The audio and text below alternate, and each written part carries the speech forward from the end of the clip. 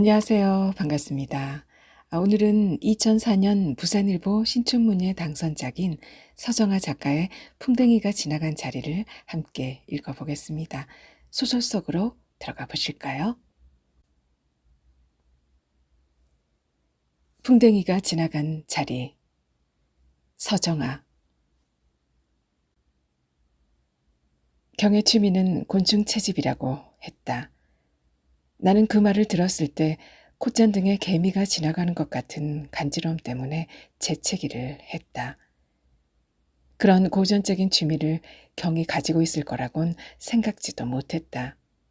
적어도 세계 맥주 뚜껑 수집이나 캐릭터 인형 수집 정도는 되어야 하지 않을까. 경이 로즈마리를 자르며 던진 곤충 채집이라는 말은 죽은 이모를 떠오르게 하기에 충분했다. 어렸을 때 이모의 방에 가면 책상 위에 포크송 책자가 항상 놓여 있었고 그 책의 뒷부분에는 펜팔을 하고 싶어하는 사람들의 이름이 수두룩했다. 이모가 그 책을 보고 노래를 부르는 모습은 한 번도 본 적이 없었는데 편지를 쓰는 모습은 자주 눈에 띄었다. 펜팔을 하고 싶어하는 남자들이란 무능력한 낭만주의자가 아니면 군인일 거라고 지레짐작을 했지만 이모에게는 그렇지 않은 모양이었다. 이모는 취미를 곤충 채집이라고 소개한 남자 이름에다가 파란 모나미 볼펜으로 동그라미를 치며 편지를 보냈다. 짧게는 3개월, 길게는 1년 정도 펜팔을 한 사람도 있었는데 정작 이모를 만나러 온 남자는 딱 한 번 편지를 주고받은 사람이었다. 그 남자는 비쩍 마른 체구에다가 여드름 투성이의 모습으로 나타났기 때문에 곤충 채집을 취미로 가진 사람에 대한 내 이미지는 그렇게 굳어갔다. 나는 경에게 그 이야기를 해주었다. 내 이모는 왜 그렇게 곤충 채집에 집착한 건데? 그건 몰라. 여드름을 만나고 돌아오면 물어보려고 했는데 그날 죽었거든. 응? 경찰에선 실족사라고 하고 우리 엄마는 타살이라고 하고 그러다가 증거가 없으니까 흐지부지 잊혀졌어. 경은 손에 쥐고 있던 로즈마리 잎들을 내 셔츠 속으로 넣었다. 로즈마리가 셔츠 속에서 춤을 추며 내려갔다. 나는 경의 귓볼을 깨물었다. 경은 어깨를 움츠리며 소근거렸다. 나도 내게 잊혀지겠지? 뭐라고? 나도 미수 내 마음에서 잊혀지게 되겠지. 라고 물었어. 창으로는 오후의 나른한 빛이 쏟아지고 있었다. 때로는 잊혀지지 않은 일들도 있었다. 오후의 빛처럼 나른하고도 가장 깊숙하게 내 마음에 쏟아져 내리는 것들도 있기 마련이었다. 나는 경의 통통한 손목을 잡고 바닥에 앉았다. 경은 손가락을 꼼지락거렸다. 우리 이모는 내 손목을 잡아보고 싶으시대. 눈이 잘 안 보이시거든. 이모는 내가 처음 봤을 때부터 늙어 있었어. 나의 이모는 내가 마지막으로 볼 때까지 젊고 아름다웠으니 나는 늙고 앞을 볼 수 없는 이모를 상상할 수 없었다. 그가 말하는 것을 상상할 수 없다는 사실이 나를 이상한 기분에 휩싸이게 했다. 그건 마치 지독히 추운 방에 혼자 앉아있는 것과 똑같았다. 추워. 나는 몸을 움츠렸다. 경은 내 눈을 한번 보더니 로즈마리가 있는 창가로 눈을 돌렸다. 그러고 보면 한 사람의 인생은 퍼즐처럼 조각나 있는 거야. 그 사람을 지나쳐가는 다른 사람들의 기억 속에 말이야. 내 이모는 내 기억 속에서 영원히 젊고 내 이모는 내 기억 속에서 영원히 늙었듯이. 내가 경을 처음 봤을 때 그는 춤을 추고 있었다. 경이 옷을 하나하나 벗어던지며 몸을 움직일 때마다 클럽 안의 사람들은 웃음을 터뜨렸다. 경의 옆에는 근육질의 남자가 스트립쇼를 하고 있었는데 사실상 무대의 주인공은 그였던 것 같다. 근육줄이 엉덩이를 보여줄 때 사람들은 환성을 질렀고 곧 경이 팬티를 반쯤 내리자 웃음이 터져 나왔다. 경의 피부는 누구보다도 매끄러웠지만 키가 작고 뚱뚱했다. 경이 쇼를 끝내고 물을 마시러 주방으로 왔을 때 나는 소리를 질렀다. 웃음거리나 되는 짓을 왜 하는 거야? 주방에서 과일 안주를 만들고 있던 엄마와 오징어를 굽던 아저씨가 놀라서 나를 쳐다봤다. 그와 달리 경은 피식 웃으며 아무렇지도 않게 말했다. 그게 내 역할이야. 경이 물을 마시고 나가자 엄마는 내 등을 때리며 말했다. 나처럼 신세망치고 싶지 않으면 저 뚱땡이한테 관심 갖지 마, 이년아. 하지만 엄마의 말과는 상관없이 나는 다음 날도 역시 클럽 주방으로 출근하는 엄마를 돕겠답시고 따라갔고 경의 쇼가 끝나자 엄마 몰래 밖으로 나와 고양이가 울어대는 골목에서 그와 입을 맞추었다. 묻고 싶은 것이 많았는데 그는 내 입을 오랫동안 막고 있었다. 엄마는 내게 항상 닭껍질을 튀겨줬어. 장사를 하다가 남은 거였는데 난 그게 정말 먹기 싫었어. 엄마가 닭껍질 대신 오이를 줬더라면 나도 키가 큰 근육질이 될 수 있었을 거야. 경이 담벼락 밑에 쪼그려 앉으며 말했다. 경의 머리 위에는 조잡한 라카 그림이 그려져 있었다. 왜 삶은 이다지도 초라하고 조잡한 것인가 하는 생각이 발밑을 답답하게 조여왔다. 나는 침을 삼키고 겨우 입을 열었다. 그래도 내 피부는 고와. 그때 도로 쪽에서 자동차의 경적과 급브레이크 밟는 소리가 크게 울렸다. 경이 내 말을 들었는지는 알 수 없었다. 다시 한번 말해줄까 싶었지만 같은 말을 두 번씩 하는 것은 가볍게 보여질 것만 같았다. 집에 들어와 이불을 덮어쓰고 경을 생각하고 있을 때 엄마가 들어왔다. 엄마가 이불을 들추기에 황급히 눈을 감았다. 나이를 처먹었으면 밥벌이는 해야지. 언제까지나 밤꼬들만 지고 있을 거냐? 엄마의 입에서 술 냄새가 조금 났다. 엄마는 푸 하고 한숨을 내쉬더니 나를 옆으로 밀치고 자리에 누웠다. 일을 해야겠다는 생각은 단 한 번도 한 적이 없다. 내게 전혀 불편함이 없었기 때문이다. 아침을 먹고 시립도서관에 가서 책을 보고 때가 되면 집에 와서 밥을 먹고 또 도서관에 갔다가 저녁 때 집에 오는 것이 내 일과의 전부였다. 그리고 간혹 엄마를 따라 클럽에 가서 설거지 따위를 돕기도 했다. 돈이 없어서 불편하다거나 일이 없어서 무기력해지는 일은 없었다. 그러나 엄마의 그 한마디는 내 잠자리를 약간 불편하게 만들었다. 경의 이모는 바람이 빠진 풍선 같았다. 경이 나를 이모 앞에다 끌어안치자 그녀는 내 손을 더듬으며 말했다. 내가 미수로구나. 우리 경이를 잘 부탁한다. 경이는 기름기 있는 음식을 싫어한단다. 경의 이모는 내 손목을 힘없이 잡아보고 눈물을 흘리더니 다시 자리에 누웠다. 나는 그녀의 기억 속에서 손목의 느낌으로만 남게 되었을까. 나는 경과 함께 시내 한복판을 거닐었다. 한낮의 시내는 한가로웠다. 걸으면서 줄곧 경의 이모가 했던 말을 잊어버리려 노력했는데 그럴수록 그녀의 힘없는 음성은 내 머릿속에 또렷이 새겨졌다. 경은 또 무슨 생각을 하는지 왼손으로 귀를 만지작거리고 있었다. 무슨 생각에 깊이 빠져 있을 때 귓볼을 만지작거리는 건 경의 오래된 버릇이었다. 경, 난 요리 같은 거 못해. 내 이모가 손목을 잡고 있어서 그렇게 말 못했지만.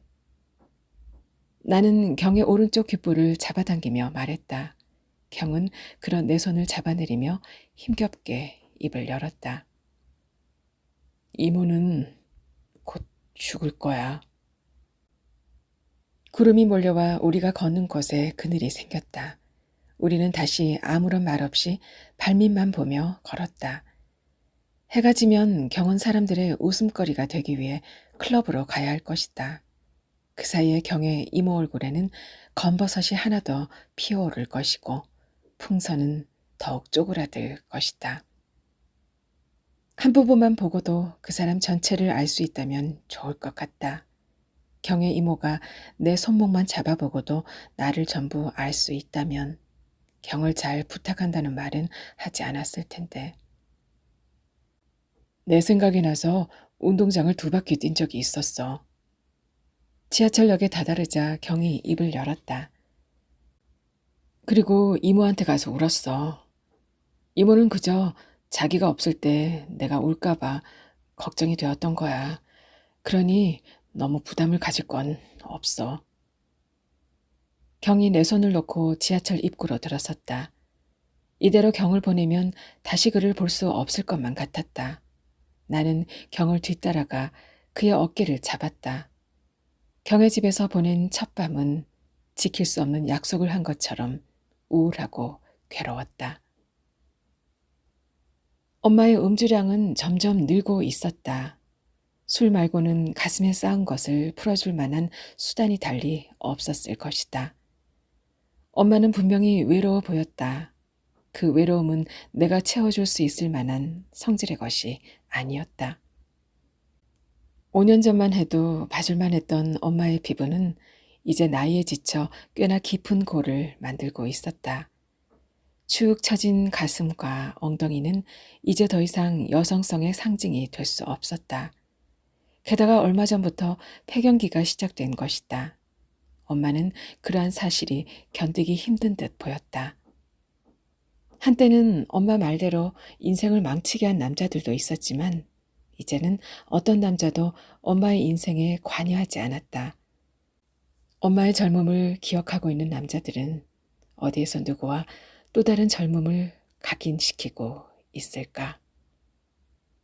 술 냄새가 아주 많이 나는 날에 엄마의 손은 사타구니와 이불 사이에서 움직이곤 했다. 인간만이 할 수 있는 그 행위는 단순한 욕정 이상의 것이었다. 외로움과 기억과 슬픔과 욕망이 뒤섞인 움직임이었다. 엄마가 클럽에서 허드렛 일을 하는 김씨 아저씨에게 유혹의 메시지를 던지는 모습을 몇 번 보았지만 김씨 아저씨는 엄마에게 아무런 관심이 없어 보였다. 그보다는 나에게 힐끔힐끔 눈길을 보내는 쪽이었다. 하지만 시간이 흐르면 내 젊음도 흔적 없이 사라져버릴 것이다. 경은 나와 함께 나눈 젊음의 기억을 한쪽 구석에 밀어둔 채 새로운 젊음을 현재에 새기기 위해 누군가에게 구애를 할 것이다. 또는 이불 속에서 외로움과 기억과 슬픔과 욕망을 흔들어대고 있을지도 모른다. 아침이 되자 햇빛을 받으며 잠들어 있는 엄마의 모습은 더욱 초라해 보였다. 나는 커튼을 쳐 햇빛을 가려주고 밖으로 나와 큰 길 횡단보도 앞에 있는 생활정보지를 꺼냈다. 사람들이 내 앞을 지나 버스 정류장으로 가고 있었다. 어쩌면 세상의 웃음거리는 경이 아니라 나일지도 모르겠다는 생각이 들었다. 내가 도서관에서 보내던 하루하루는 내 현실과는 아무런 관련이 없는 커다란 환상의 덩어리였다. 처음으로 일을 해야겠다는 생각이 들었다. 생활정보지에서 매운 종이내가 풍겨왔다. 작업반장에게 지청구를 들을 때마다 내 머리는 조금씩 단순해지는 것 같았다. 단순해져야만 할 수 있는 일이었다. 일을 시작하기 전날까지 시립도서관에서 일담한 소설의 스토리는 내 머릿속에서 떠돌다가 2분 30초에 한 번씩 퍼부어지는 절삭유에 파묻혀버리곤 했다. 내가 하는 일은 정해진 시간마다 에어컨의 부품인 프레임을 선반 위에 올려놓고 자동 가공 장치를 작동시키면 되는 것이었다. 위험하거나 어려운 작업은 아니었지만 오랫동안 뇌의 많은 부분을 멈춰 있게 했고 꼭 그만큼의 시간 동안 나는 늙어가는 것 같았다. 그런 사실을 인식할 때마다 작업대 오른쪽에 놓아둔 풍뎅이를 보았다. 경은 그날 사타구니에 맺힌 땀이 채 식기도 전에 나를 끌고 나와 화장실 옆에 붙어있는 작은 다용도실을 보여주었다. 나는 그제야 경이 말한 곤충 채집이 상투적인 대답이 아니었다는 걸 알았다. 새 벽면이 곤충 박제로 둘러싸여 있었는데 박제에 제법 공을 들였는지 곤충들은 곧 벽면을 기어다닐 것처럼 보였다. 가장 아름다운 순간에 알코올을 주입해야 해. 그렇지 않으면 생기가 없거든. 정말 예뻐. 나도 가장 아름다운 순간에 박제가 되었으면 좋겠어. 내 기억 속엔 이미 경의 아름다운 피부가 각인되어 있었지만 나는 그것을 말할 수 없었다. 이미 우리는 끝을 예감하고 있었기 때문이다. 나를 다시 이불 속으로 붙들고 가는 경의 손에는 힘이 하나도 없었다. 얇은 이불은 나와 경을 안고 아주 느리고 슬프게 움직였다. 경이 잠들었을 때 나는 옷을 입고 다용도실에 들어가 에메랄드 빛의 새끼 손톱만한 풍뎅이를 꺼내서 나왔다. 풍뎅이를 작업대 위에 얹어놓고 보고 있노라면 경의 말이 생각났다. 풍뎅이의 등껍질은 작업장의 조명을 받아 예쁘게 반짝거렸지만 경의 모습과 목소리는 점점 흐릿해졌다. 어이, 거기 6번 라인 뭐 하는 거야? 프레임 3개가 내 앞에서 밀려 있었다. 주위를 둘러보니 사람은 보이지 않고 짙푸른 작업복의 오른 소매만 부지런히 움직였다. 풍뎅이가 내 몸 쪽으로 기어왔다. 내 몸은 온통 굳어버리고 있는 것 같았다. 21회 만에 경이 전화를 했을 때 나는 풍뎅이의 등껍질을 만지고 있었다. 창으로 들어오는 오후의 나른한 빛은 경의 집을 생각나게 했다. 일하지 않은 일요일에도 내 귀에는 종종 공장의 소음이 들렸고 그때마다 풍뎅이의 등껍질을 쓸어내렸다. 그 사이 경은 나이를 먹은 것 같았다. 반질하던 피부가 거칠해졌다. 너를 괜히 만나러 온 것 같아. 나도 방금 그런 생각이 들었어. 그동안 대체 뭘 한 거야? 경은 내 볼을 쓰다듬듯 만져보고는 한숨을 쉬었다. 경의 눈에 비친 내 모습도 생기를 잃었을까? 그렇다면 나는 사회 부적응자일까? 무능력한 낭만주의자일까? 혹은 곧 도태될 지식을 껴안고 부패해가는 단백질 덩어리일까? 어제 이모를 강물에 뿌렸어. 이제 이모는 없지만 내 기억 속에 남아있는 모습은 끔찍해. 이모의 몸은 소주에 푹 젖은 채 알코올 냄새를 풍기고 있었어. 그게 나에게 해줄 수 있는 최선의 배려였겠지만 그래도 난 그 모습을 보자마자 토악질을 해댔어. 미안해. 나는 아무런 느낌도 들지 않아. 경의 이모가 내 손목을 잡았을 때 온기를 떠올려 보려 했지만 도무지 그녀의 죽음은 나를 슬픔 속에 몰아넣지 못했다. 오직 나는 지금 경을 만난 것에 대한 후회로 절망했다.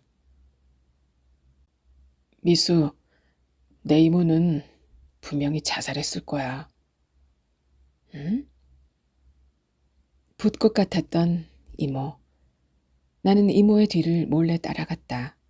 그리곤 붓꽃 한 다발을 들고 나타난 여드름 투성이의 깡마른 남자를 먼 발치에서 보고 실망해서 돌아왔다. 밤이 되어도 돌아오지 않던 이모는 꽤나 멀리 떨어진 지방의 강가에서 발견되었다고 했다. 경의 말대로 이모는 스스로 박제가 되길 선택했을지도 모른다. 그리고 엄마 말대로 여드름에 의해 박제되었을지도 혹은 경찰 말대로 단순한 실족사였을지도 모른다. 의도야 어쨌건 간에 이모가 내 기억의 일부분에 풍뎅이처럼 아름답게 장식되어 있는 것만은 사실이었다. 반 고흐 vs 폴 고갱. 커다란 플래카드가 시립미술관 정문에서 펄럭거렸다.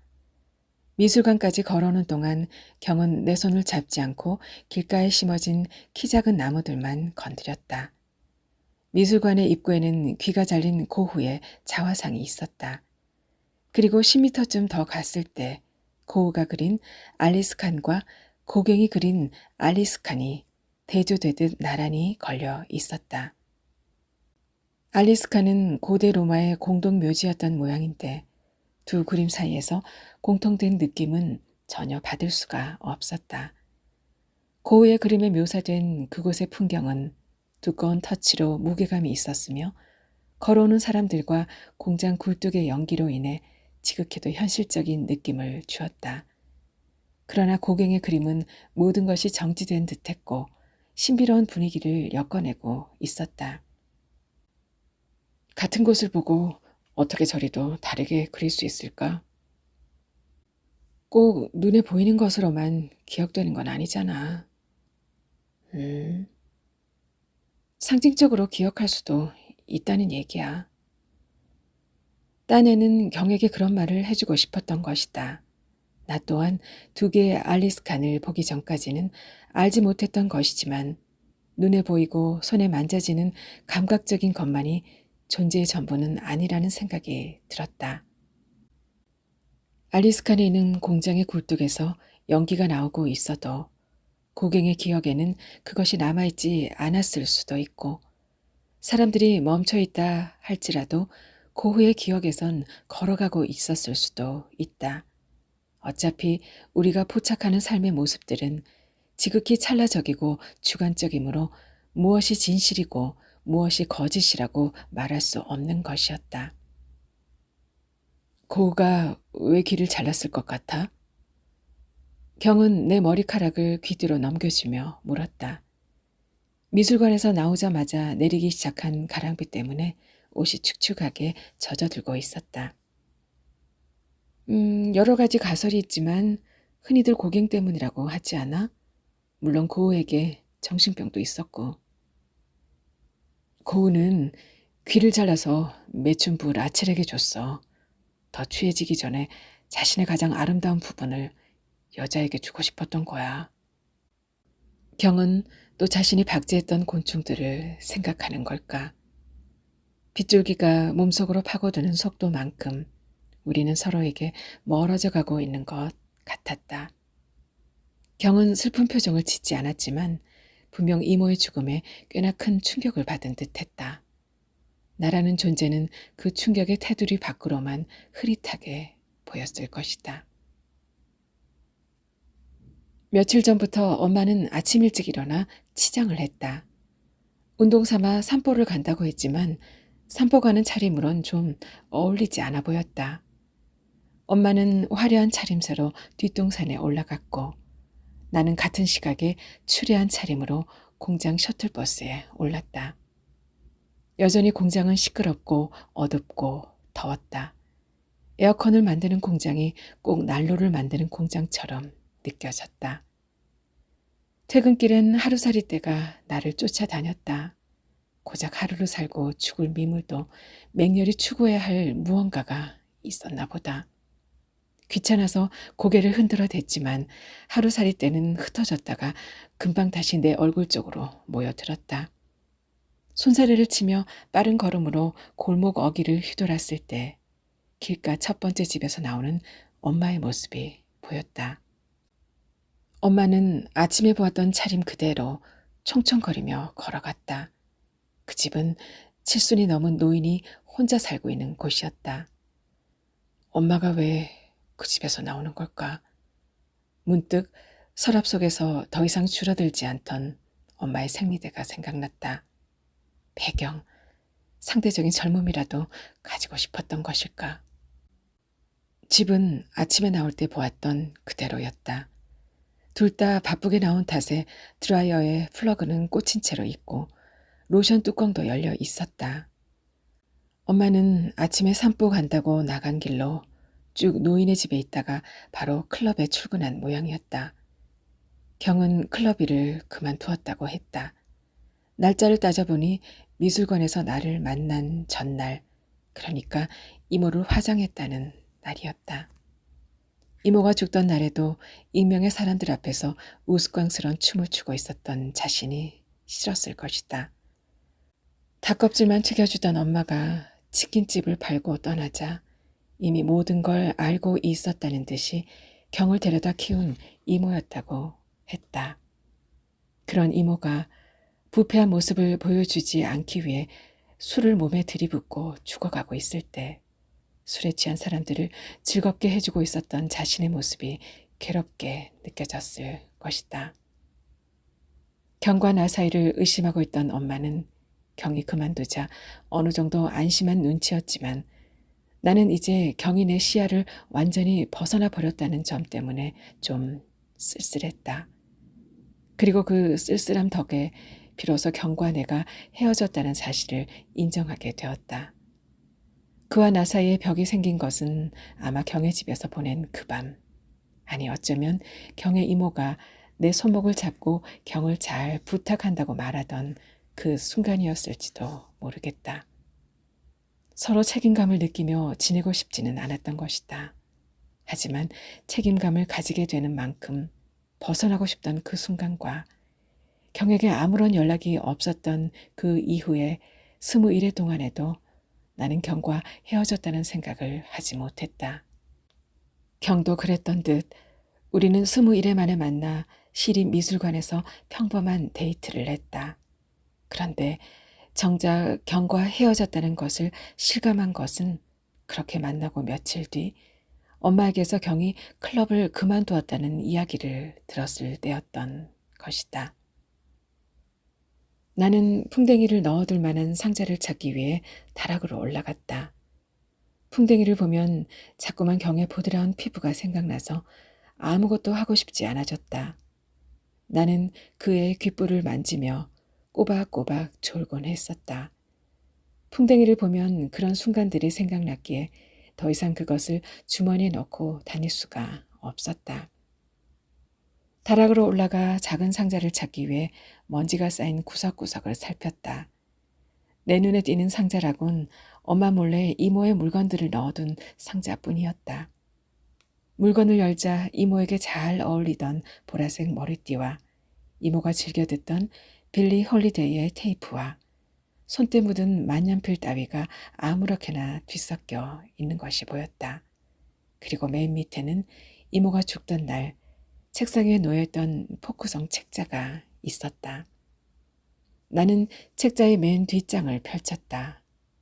이성열, 성별 남, 나이 27세, 취미 곤충 채집, 파랗게 동그라미가 쳐진 이름, 여드름 투성이의 남자 얼굴이 언뜻 기억 속을 더듬고 지나갔다. 천천히 책장을 넘기다 보니 맨 앞장에 끼워져 있던 엽서 한 장이 툭 떨어졌다. 그 사람이 보낸 엽서였다.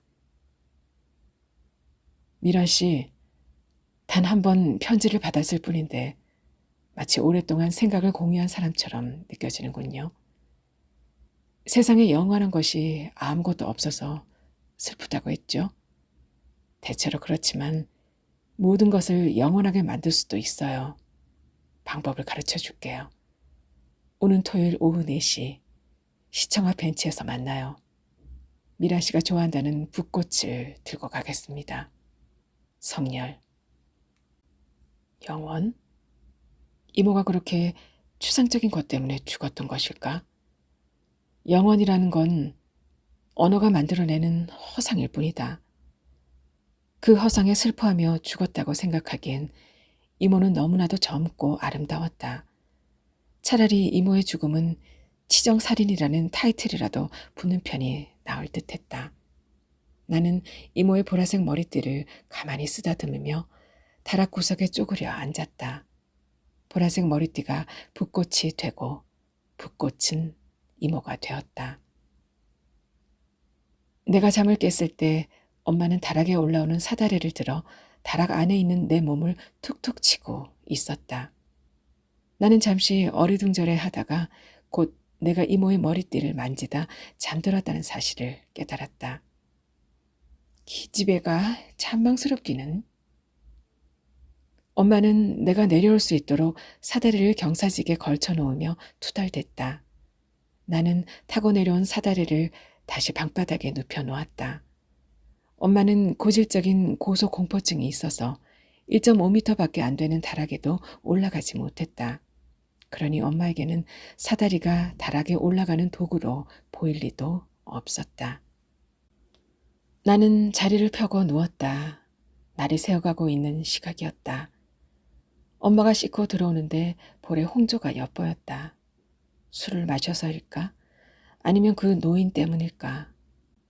엄마가 내 옆에 누워 말했다. 그 뚱땡이 대신 새로운 놈이 들어왔는데 이번엔 꼭 씨름 선수 같은 놈이야. 쇼를 하는데 웃기기도 웃기지만은 여자 손님들 홀릴 줄 알아서 메인 인기가 다 그 애한테 갈 정도다. 근데 먼저 번 그 뚱땡이는 지가 이 일 안 하면 뭐 해서 먹고 살 거라고 나간 건지 알 수가 없네. 꿈속에서 경을 보았다. 경은 어느새 7순이 넘은 노인이 되어 있었다. 멀리서 보아도 피부가 흐느적 거렸다. 나는 생리 대신 배꼽에서 흐르고 있는 피를 닦으며 경에게 다가갔다. 곧 경을 만질 수 있을 것 같았는데 경은 나에게 돌을 던졌다. 너는 늙었어. 너는 취해. 나는 늙었어. 나는 취해. 경의 목소리가 메아리처럼 들려올 때 나는 소리를 지르며 잠에서 깨어났다. 늦겠다. 빨리 일어나서 나갈 준비해. 엄마는 피곤하지도 않은지 벌써 일어나서 나갈 채비를 하고 있었다. 또 산보 가는 거야? 그럼 내가 이렇게 이른 시간에 어딜 가겠냐, 이년아. 나는 엄마 뒤를 몰래 따라갔다. 엄마의 산보 장소는 역시나 노인의 집이었다. 노인은 동네에서 괴팍하기로 소문이 나 있었다. 노망이 들었다고도 했다. 자식들이 있긴 했지만 가끔 와서 양식이나 떨어지지 않게 해주는 정도인 모양이었다. 엄마가 알루미늄 미닫이로 되어 있는 문을 두드리자 잠시 후 삐걱거리는 쇳소리가 나며 문이 열렸다. 나는 반대편으로 돌아 창문 쪽으로 갔다. 창문의 알루미늄 틀은 노인처럼 낡고 녹이스럽고 엄지손가락 길이만큼 열려진 틈에는 꽤나 오래된 듯한 거미줄에 죽은 나방이 걸려 있었다. 창문 틈새에 눈을 갖다 댔다. 엄마의 볼품없는 몸을, 그보다 더 볼품없는 노인의 몸이 부벼대고 있는 모습이 거미줄망 사이로 보였다. 거미줄 때문에 미세하게 분열된 그들의 몸은 마치 곧 으스러지게 될 뱀의 허물 같았다. 거미줄에 걸려 죽은 나방이 내 눈으로 날아 들어왔다. 그리고 내 망막에 부딪혀 산산조각이 나서 턱 아래로 굴러 떨어졌다. 나는 터벅거리며 걸어 나와 공장으로 가는 버스를 탔다. 출근 시간에서 30분이 지나 있었다. 작업반장은 나를 보더니 일도 제대로 못하는 주제에 지각까지 하려면 차라리 그만두라고 소리쳤다. 경의 집은 예상대로 텅 비어 있었다. 아무렇지도 않고 지루하기조차 했던 시립미술관에서의 데이트를 마지막으로 경은 나를 완전히 떠나버린 것이다. 그러리라고 생각은 했어도 막상 비어있는 집을 보니 온몸에 힘이 쭉 빠졌다. 나는 주머니에서 풍뎅이를 꺼내어 텅 빈 경의 방 한가운데에 내려놓고 나왔다. 우리는 둘 다 미래에 대한 확신이 없었다. 경은 현재 우리의 젊음과 아름다움이 변질될 것에 대한 두려움을 갖고 있었고 나는 경에 대한 감정이 지속되지 않을 수도 있다는 것에 대한 걱정을 하고 있었다. 서로 내밀하게 묻어두고 있던 그 생각이 경의 이모가 내게 던진 한마디로 인해 그리고 그녀가 곧 죽게 됨으로 인해 표면에 드러난 것이었다.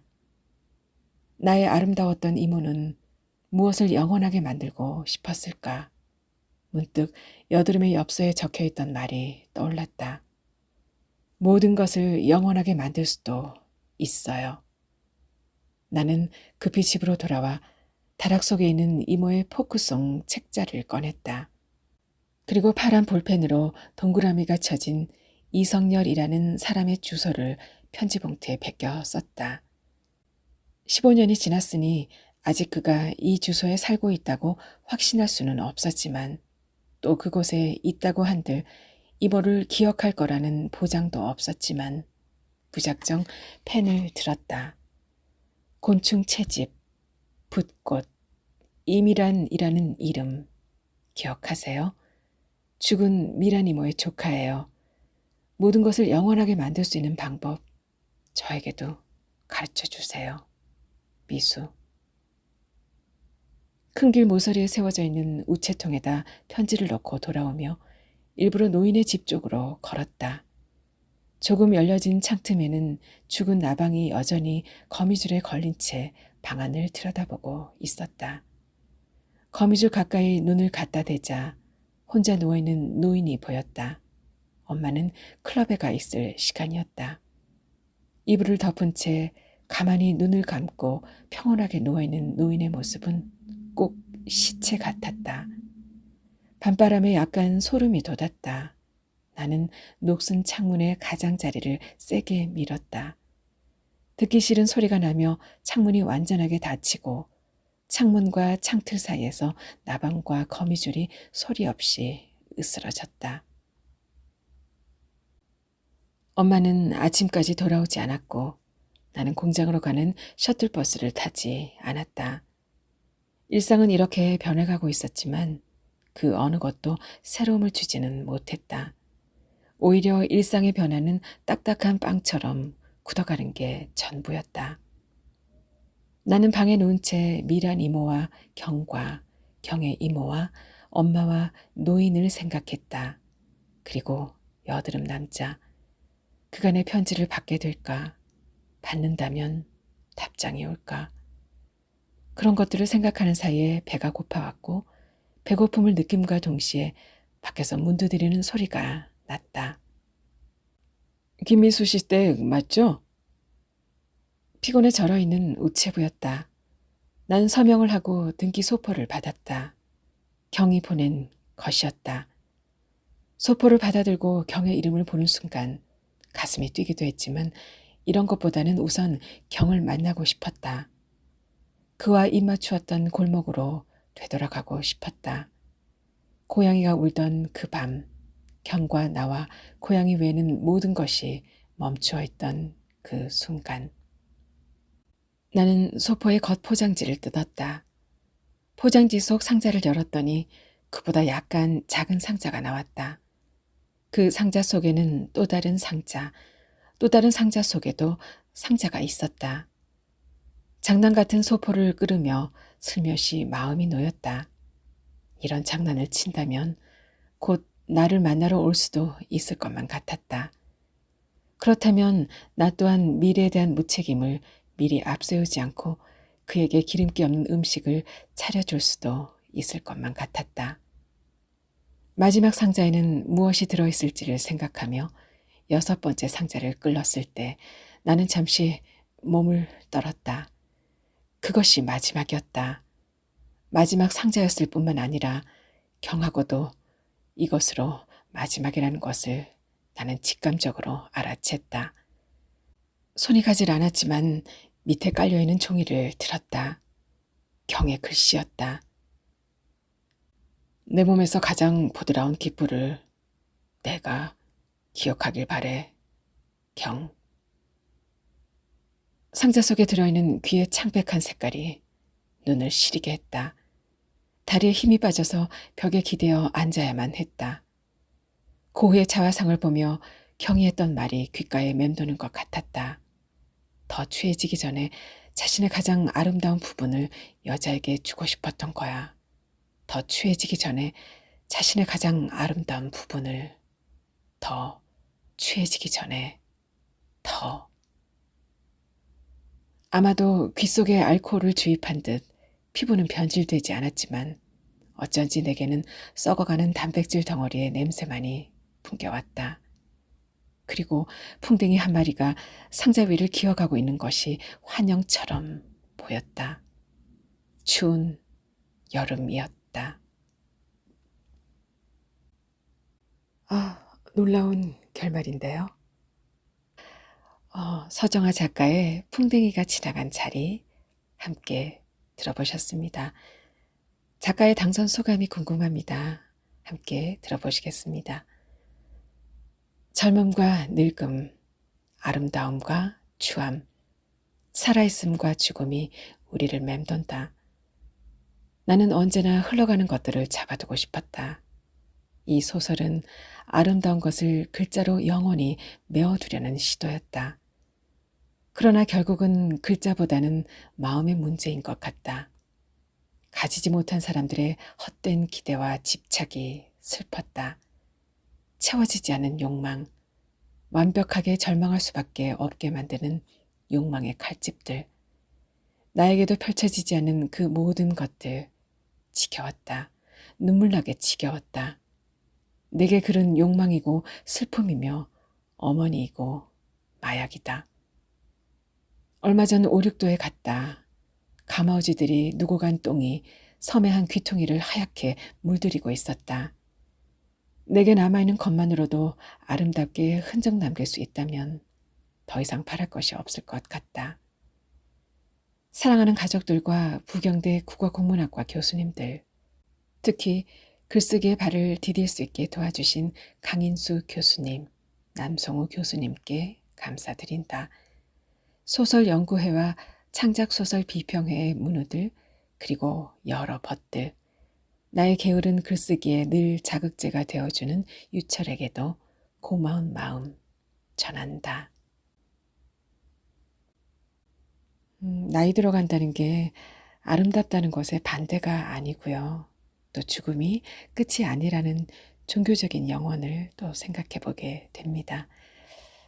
하루하루의 지금의 삶도 영원한 삶 중에 하나이지 않을까요? 글쎄요. 저도 생각을 좀 많이 해보게 되네요. 저는 또 다음 시간에도 찾아뵐게요. 영원히는 아니지만 또 다음을 약속하고 있습니다. 여기는 아름다운 소리책방이었습니다. 다음 시간에 다시 만날게요.